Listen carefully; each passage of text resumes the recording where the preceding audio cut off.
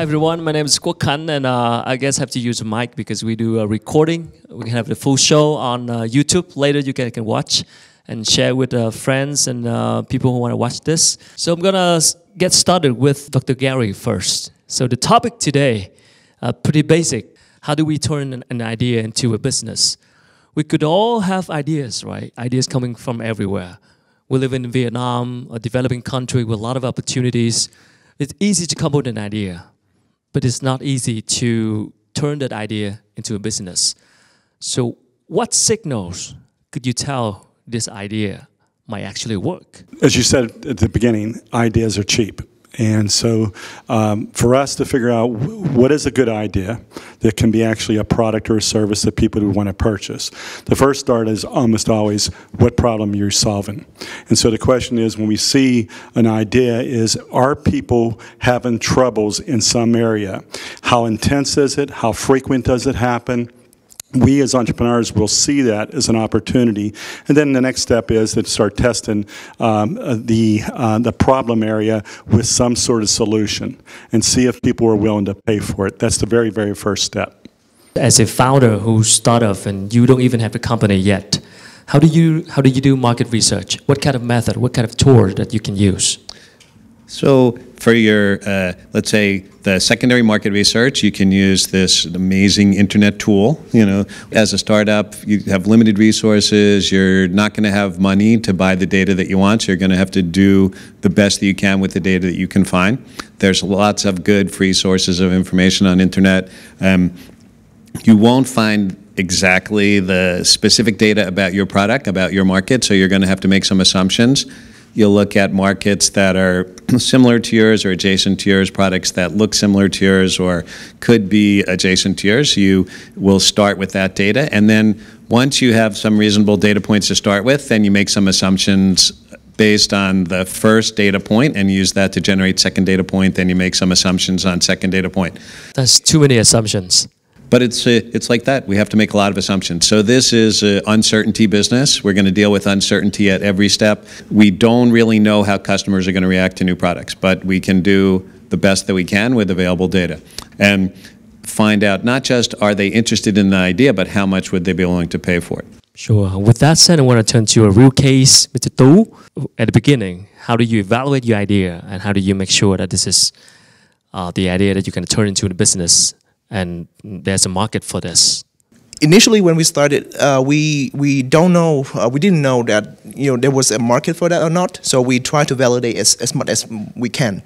As Gary and Douglas says, we started with secondary data research. We got all the data from the internet, and also talking to industry experts who have some specific insights into that market and into the needs and demands of the manufacturers and also to the consumers.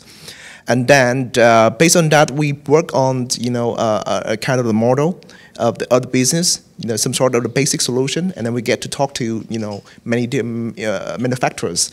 And I got the privilege to talk to, nearly 100 manufacturers here in Vietnam and also in Indonesia and in Korea.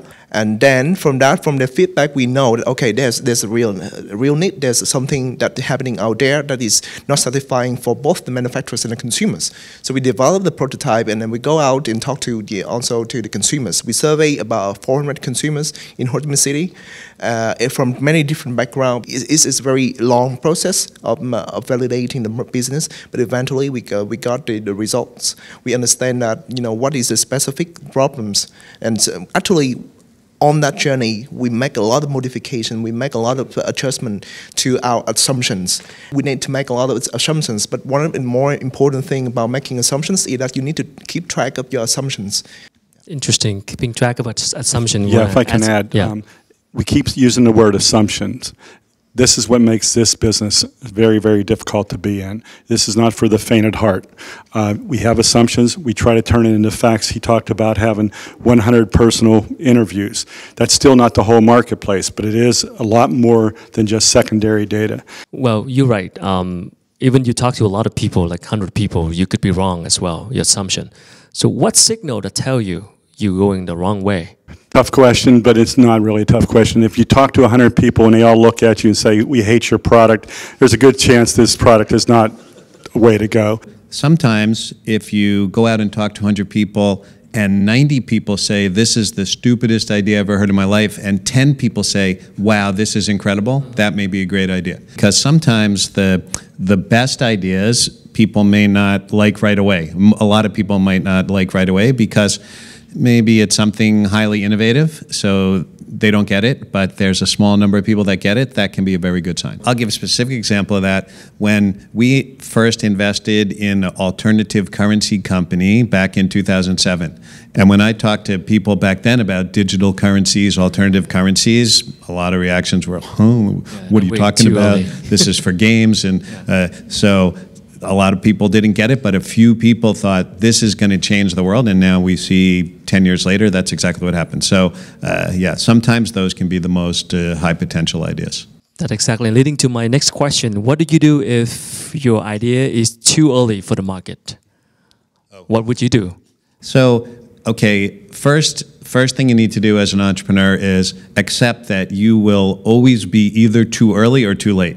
Because there's only one optimal point to enter the market, you're always going to miss that. So you'll either be too early or too late. I believe in our business, you need to be too early. But the key is not to be too early. What do you do when you're too early? So you have two options. One is you might be able to sustain yourself through a combination of pivots or just maintaining the business until the market catches up with you. If that's not feasible, then you might have to fold the company and wait till the time is better, and then either start a new company for which the timing is better, or wait till the time is right for that idea and start again. You know, yeah, we can be too early, but we've got to have cash flow. I mean, that's why we go out for investors and in different stages to be able to sustain ourselves over a period of time. If we look at Amazon, I mean, Amazon, I believe, has only had one profitable quarter in its history. So thank God for all the extra money they got in their coffers to keep them alive. So I want to come back to two.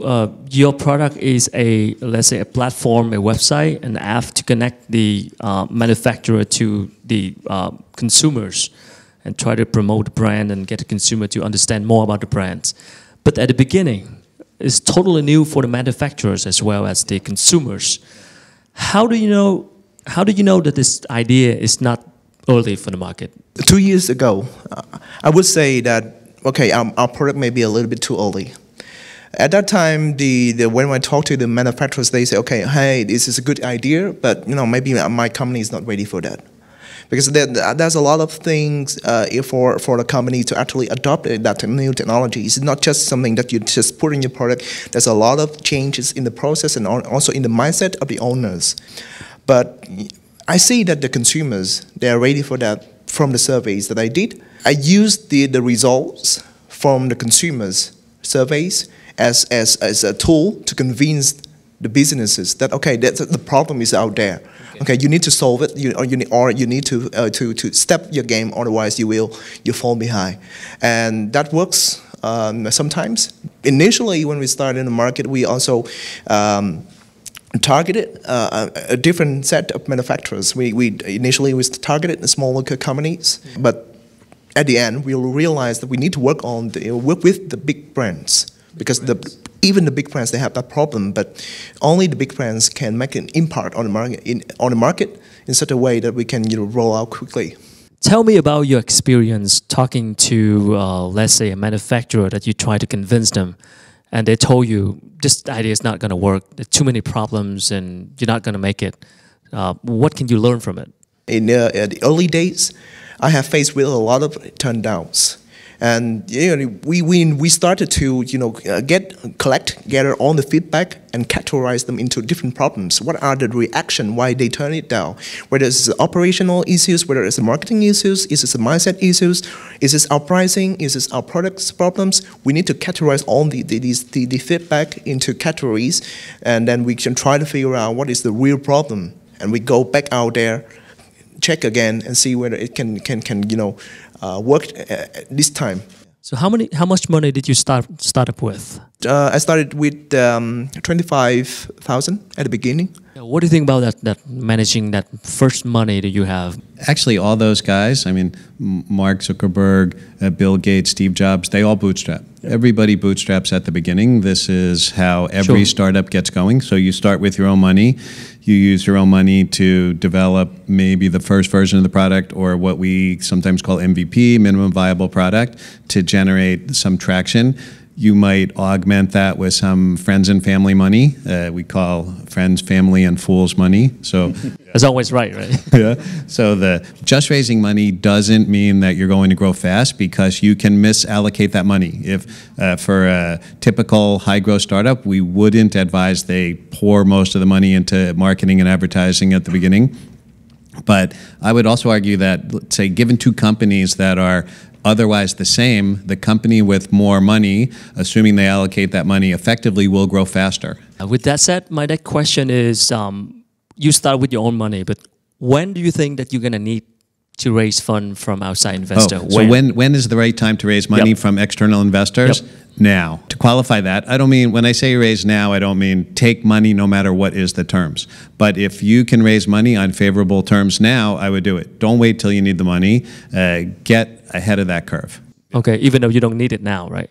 It's not about need it. See, I think for me, the question is not whether we need it. The question is whether can we use it to fuel our growth, so that we grow fast, so that we can own our first market, so that we can use that to own our second market and our third market. Okay. I want to turn to the next question on where to find the ideas. One of the typical ways for a market like Vietnam is to find an idea that have been proven successful in other markets and try to localize the idea to the market here. What do you think about it? When we search for ideas, there's many ways to come up with it. One of the easiest is cloning or copycatting. Amazon looks at new markets, so they copy their own strategy and take it to new markets. There's nothing wrong with that. The issue you have when you do cloning is understand when you come into the new market, it may need to be changed. It most likely has to be changed. It could be because of the type of demographics there, the infrastructure that's there, the competition's there, the different needs, the culture, the religion, politics, all those variables make it a different marketplace. So when you bring something from, as an example, when I came to Vietnam, the first thing I was talking to you guys earlier about was when I noticed there was no vending machines here. Well, I'm used to vending machines in the United States. Then I realized your vending machines are on two wheels going down the road everywhere in this country. So in a sense, that might be too early to bring in vending machines, but at some point that market may change. So, you know, for me, when you look at companies, Walmart, Apple, all these companies are basically cloning themselves into different marketplaces. Douglas, I mean, it's not easy to come up with a totally new idea, unique idea, you know, tons of ideas everywhere. But how do you create, like, startup with a niche market where you have enough competition but not too many competitions, like red ocean? Yeah, that's a good question. I would distinguish there between a totally new idea and an innovation.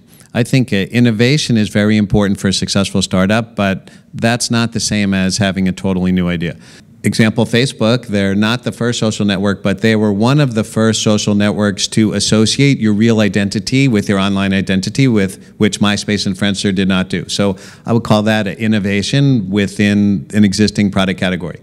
So once you have an innovative product, then you need to look for a niche market that you can dominate. So niche market is almost a foregone conclusion for the marketing strategy for startup, because startups are small and characterized by limited resources. So with limited resources, they need to focus on one market segment that they can capture and own at the beginning, dominate that segment, and then move to the next segment.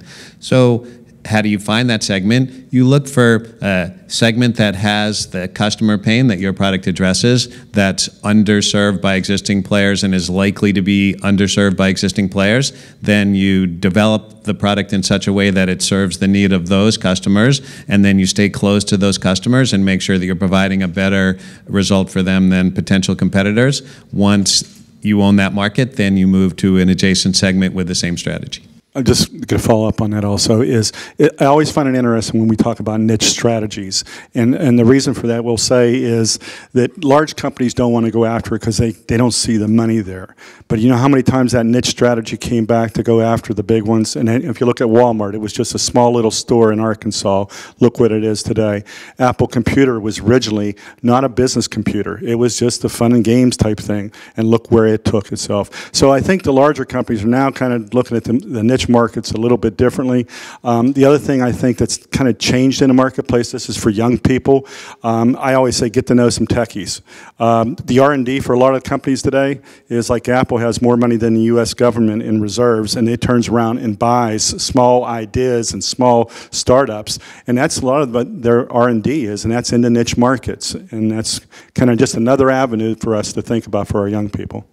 When you have an idea and you try to talk to people about your ideas, how do you deal with the risk of being stolen, or any big company could steal your ideas and take away from it?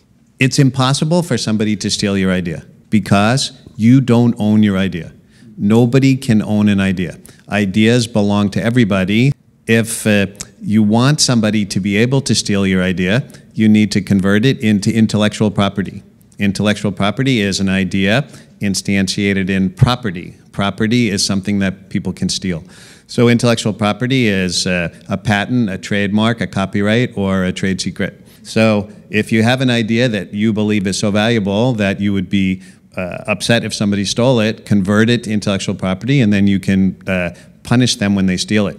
It's been 3 years since you got it started for now, right? Actually, the official start it's actually in 2016 when we I gathered a team and then I registered the business and on stuff. So it's been 2 years. So you got it started for 2 years. Yeah. For now, do you fear that? I mean, the manufacturer, they could take away that idea and do it themselves? It's a very interesting question because many manufacturers they already told me that why should I buy from you? Why don't I just do it myself? But on the learning curve in terms of technologies and on the capability for a manufacturer to develop a whole technological solution for themselves is quite a lot for them. It's actually a divergence from their core business, and they should have used something outside.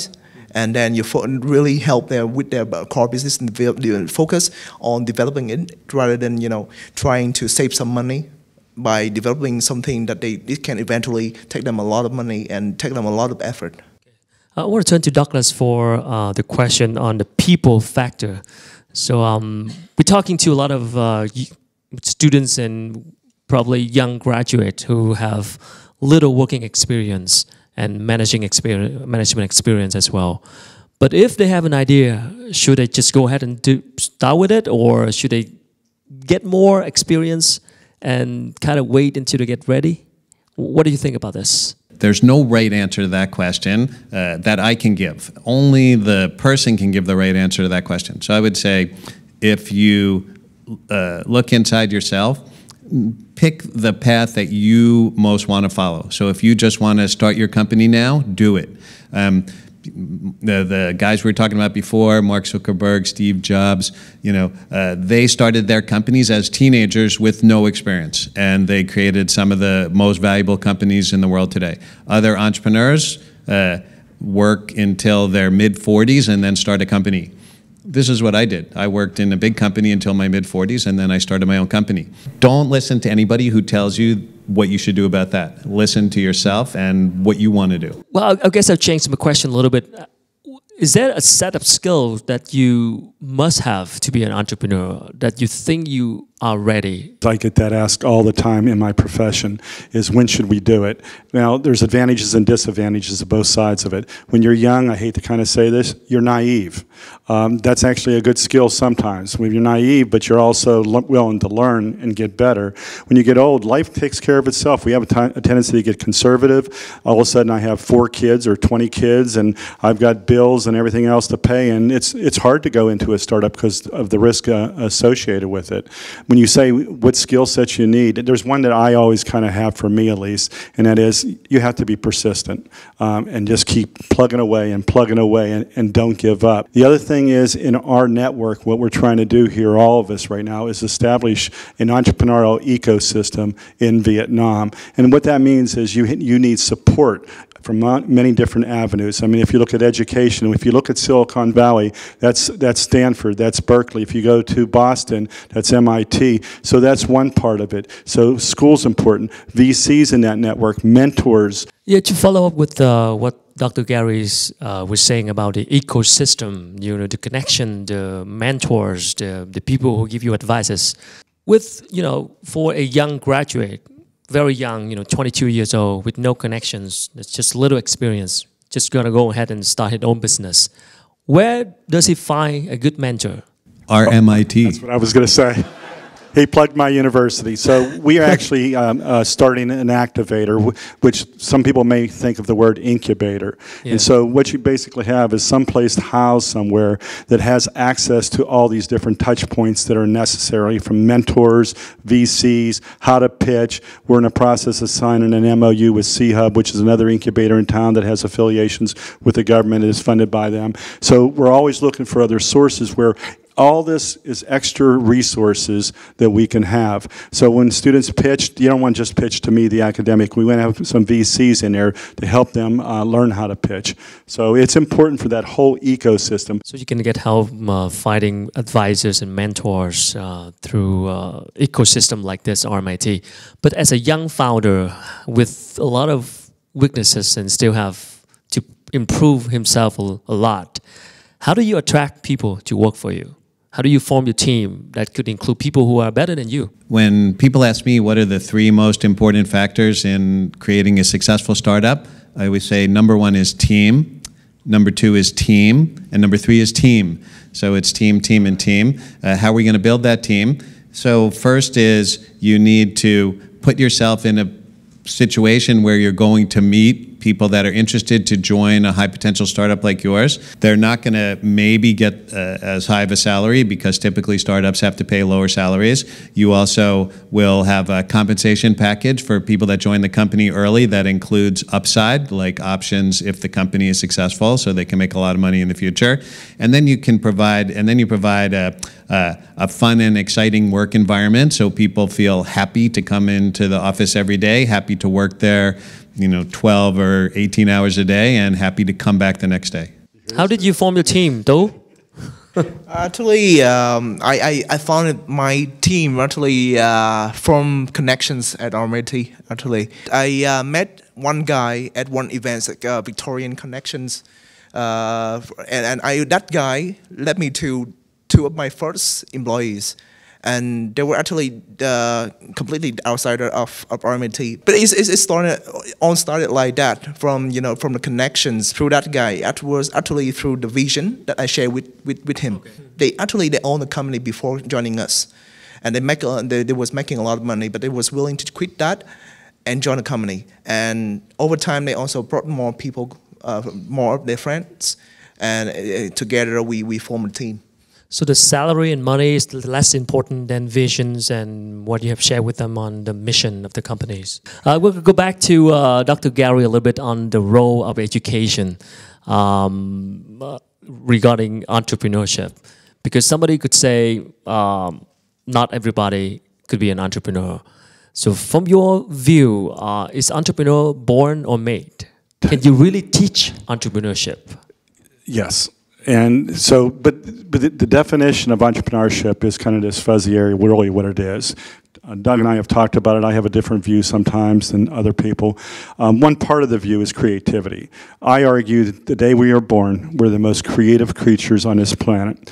We come out, not quickly, but within 2 years of always asking questions, why?